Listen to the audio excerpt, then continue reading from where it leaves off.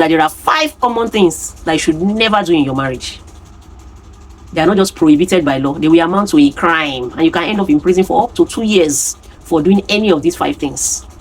Of course, the law, VAPP law, that's the Violence Against Person Prohibition Act, gives an option of fine, but of course, it's absolutely at the discretion of the courts. So you are left at the mercy of the judge to decide whether or not he will offer you a fine. But whether or not you are offered a fine, know that if you are found guilty, you are already an ex-convict. So these are 5 common things that are done in marriage and that are completely prohibited and that can amount to a crime. Number 1, forcefully ejecting your spouse from your matrimonial home. Forcefully ejecting your spouse from your matrimonial home. Under no circumstances should you forcefully throw your spouse out, throw your wife out. If you watch Nigerian movies, this is one scene that I find most annoying. You'll find mother-in-law, sister-in-law, in-laws will come to the house to help their brother forcefully throw his wife out of the house. There are some men, any little thing, they're throwing their wife out of the house. Under the VAPP Act, it is a crime and you can end up in prison for up to 2 years. Both the people that helped you, you can all end up in prison. And you should never do this, no matter the level of your anger. Number 2, locking your spouse either in or outside of the matrimonial home.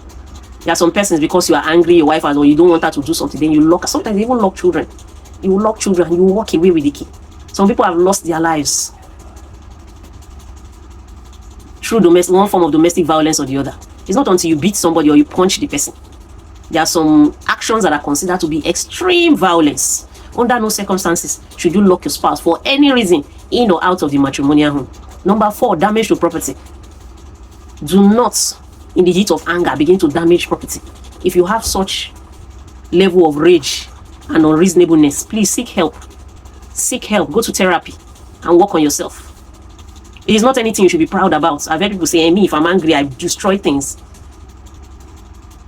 It is unheard of. Under Nigerian law, it is a crime. There was a video of a man that was trending the other time. Had some disagreement. You see the level of destruction in the home. You would think that there was a bomb blast. There was a video I also saw trending at one time of someone's girlfriend. Just girlfriend. If you see the level of destruction.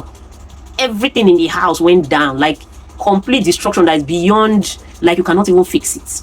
Up to television match. If you see the level of the destruction. God forbid that the marriage ends up in divorce. That video alone, in fact, will make your matter a write-off. Because it's just going to show the world that the content of your character, that you are an extremely violent person. And it's a big disgrace to your personality. There's no amount of argument. Sometimes when I go to court, I see how litigants will be angry at their lawyer, complaining and grumbling. Your lawyer is not a magician.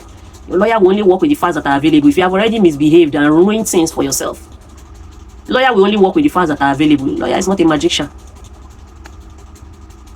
Some just feel that, oh, you go into marriage and you behave anyhow you like and there will be no consequences. Not in the Nigeria of today. And that's the reason why you find that the divorce rates are very high now. Because some of us are raised in certain settings and you just believe that it's okay. If your mother endured it, does not mean the daughter of another person will endure it. It's not everybody that has the capacity to tolerate violence. So many people die in the cause of violence.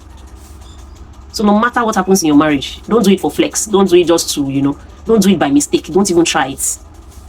Damage your property in your matrimonial home, it is prohibited. Number 4, forced financial or economic dependence. This is one that annoys me the most.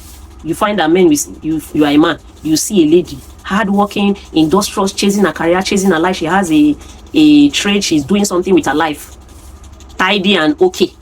You come into her, instead of it to add value to her life, you become the weapon that is fashioned against her. So when you concern, we say you can work, but every single kobo you earn comes to me. That is not submission, that is witchcraft. So we say you cannot work at all. You have to be at home. You have to be impoverished and dependent. Not that they will even provide enough. I used to have a friend. I know someone. We always have these arguments. It's not as if maybe you have enough, more than enough, or you are wealthy or anything. You're just somebody trying to get by. Why not allow her to do something so that she can support? Even if she's not supporting the home significantly, the fact that she can support herself is less of a burden for you. Any form of financial dependence, you deprive the person of means of livelihood. You cripple the person economically. And you claim to be, that's not submission, that's witchcraft. Because it is the sweat and the labor of her parents and her family that you have decided to destroy. Under the VAPP Act, it is a crime, because the law believes that abusers will deliberately impoverish their victims just to abuse them and take advantage of them. Number 5, forced isolation from family and friends.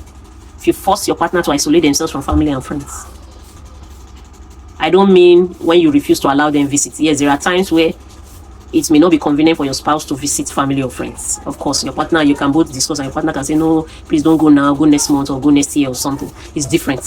What this law is trying to address is the fact that some people will completely prohibit or forbid their partner from having any form of relationship with family and friends. I've heard of situations where the husband will take away the wife's phone, seize the entire contact, and give her a fresh line. You cannot contact family, you cannot contact friends. There are some partners that are so obsessed with their partners. I know, of course, there are some family relationships that can be unhealthy to the marriage. You can draw a line and say, okay, please, let's maintain some level of privacy. You know, it's not every family relationship that, that can be intrusive sometimes. That's different though. The one that this law is trying to address here is the one that we say you are forbidden, you cannot have any form of relationship with family and friends. Under this law is considered to be abusive and a violent act, because you isolate people. They can be subject to all sorts of mental health issues. They can be subject to cardio complications can arise from isolation. Some people can even become suicidal from isolation. If you know anybody that is manifesting any of these things, please share this video with them, and please do well to subscribe to my channel.